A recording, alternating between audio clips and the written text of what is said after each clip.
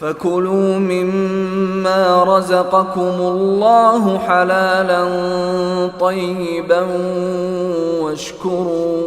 وَاشْكُرُوا نِعْمَةَ اللَّهِ إِن كُنتُمْ إِيَّاهُ تَعْبُدُونَ۔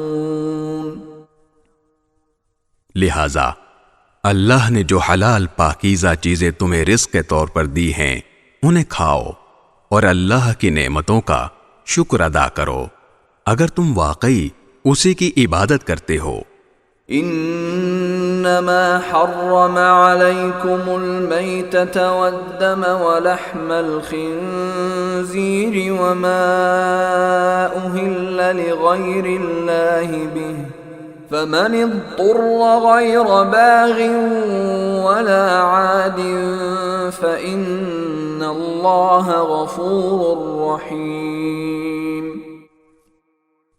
اس نے تو تمہارے لیے بس مردار، خون، خنزیر کا گوشت اور وہ جانور حرام کیا ہے جس پر اللہ کے سوا کسی اور کا نام پکارا گیا ہو، البتہ جو شخص بھوک سے بالکل بے تاب ہو، لذت حاصل کرنے کے لیے نہ کھائے اور ضرورت کی حد سے آگے نہ بڑھے تو اللہ بہت بخشنے والا بڑا مہربان ہے۔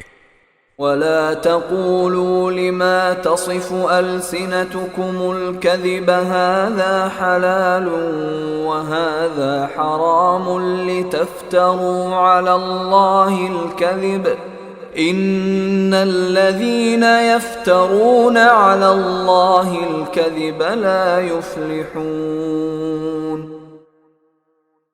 اور جن چیزوں کے بارے میں تمہاری زبانیں جھوٹی باتیں بناتی ہیں ان کے بارے میں یہ مت کہا کرو کہ یہ چیز حلال ہے اور یہ حرام ہے، کیونکہ اس کا مطلب یہ ہوگا کہ تم اللہ پر جھوٹا بہتان باندھو گے۔